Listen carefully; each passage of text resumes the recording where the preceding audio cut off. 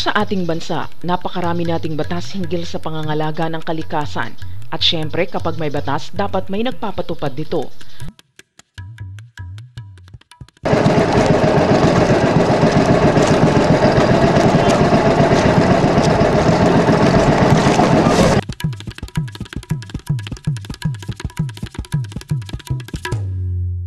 Meron kaming pangarap na hindi man magawa namin na totally ay mawala yung mga illegal means, lalo na yung yung dynamite fishing, ay mabawasan naman at muling maipanumbalik sa mga susunod na panahon yung katatayuan ng ating yamang dagat. Sa isang partikular na batas gaya ng Republic Act 8550 o Batas Pampangisdaan, sa bawat pagpapatupad ng batas na ito, nangangailangan ito ng tinatawag na fish examiners o tagasuri ng isdang huli sa putok o dynamited fish catch.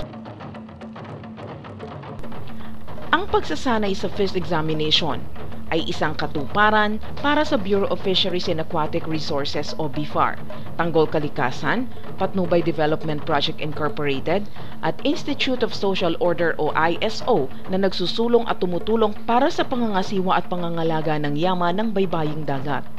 Ang batch na yan ang makukonsider kong pinakamalaki because may 36 participants yan, mostly women .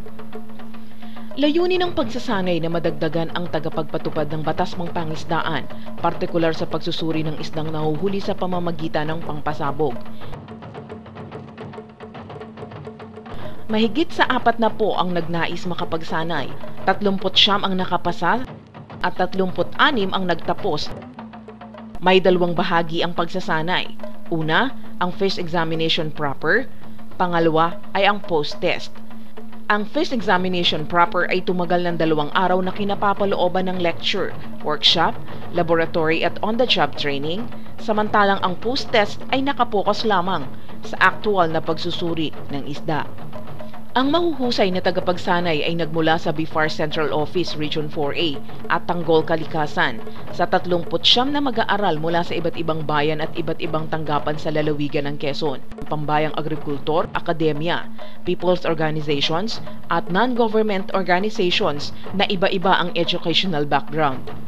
Mahirap man ang nilalaman at proseso ng pagsasanay, hindi ito naging dahilan upang sumuko ang mga mag-aaral.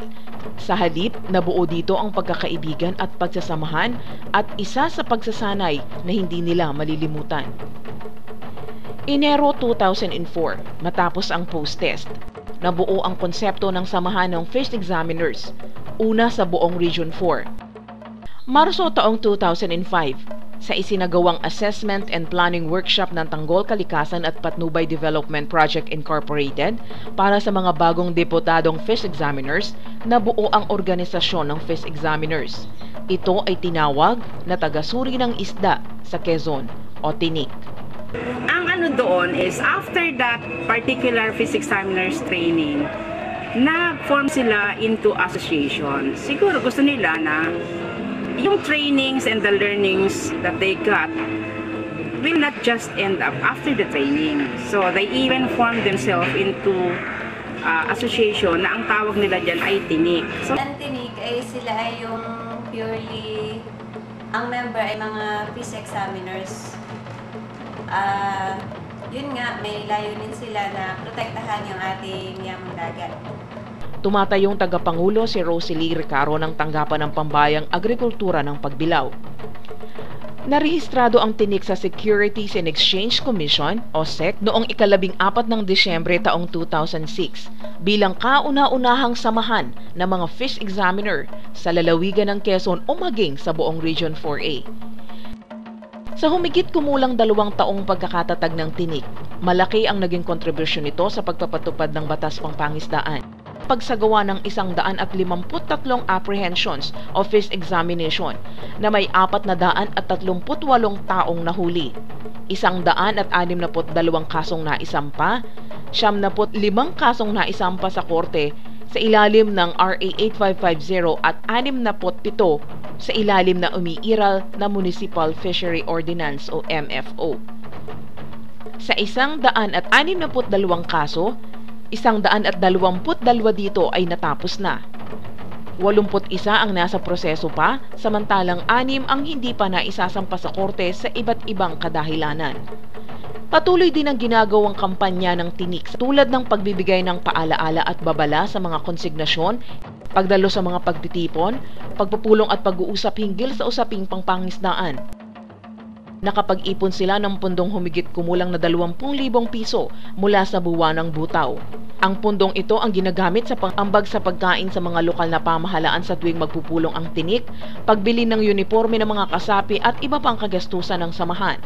Sa pamamagitan ng pambayang agrikultor na mga lokal na pamahalaan ng Katanawan, Perez, Agdangan, General Nakar, Patnanungan, Infanta, Pagbilao, Calawag at Lungsod ng Lucena na isa sa katuparan ang mga pagpupulong at sama-samang law enforcement operation ng tinik.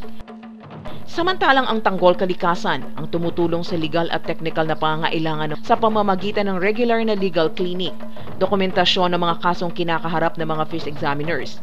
Ang Tanggol Kalikasan din ang tumutulong sa kalihiman at pagpapalakas ng tinik bilang samahan. Ang Office of the Provincial Agriculture at Bureau of Fisheries and Aquatic Resources ay nagbibigay ng mga babasahin at updates sa mga fish examiners na mahagi ng 17 tsapa ang BIFAR. Nagtatalaga rin ng tauhan ang PGNRO mula sa Task Force Matatag upang suportahan ang operasyon ng tinik. Mahaba pa ang panahong tatahakin ng tinik bago makamit ang adhikain nito. Ang mahalaga, mananatili silang tinik sa lalamunan ng mga lumalabag sa batas.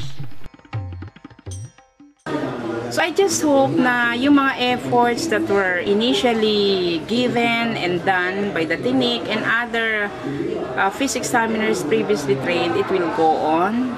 So that is one way also to inspire the national agencies to conduct more trainings of the same nature. Siyempre, bilang president ng aming asosasyon, nakita ko yung effort ng bawat isa sa mga kamember ko na fish examiners na talagang naandun yung kanilang effort na binibigay para ma-perform din yung kanilang trabaho as fish examiner at saka para ma-attain din namin yung aming objective.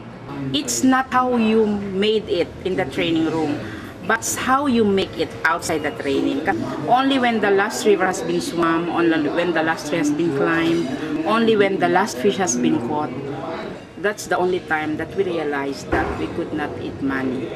Ang hiling lang namin bilang isang fish examiner, dahil hindi po namin hawak yung aming buhay sa pag-ooperation, sana ay magkaroon din kami ng protekta mula sa gobyerno. So congratulations at I hope that magtagal pa kayo. Hindi lang 2 taon, manapa ay forever ang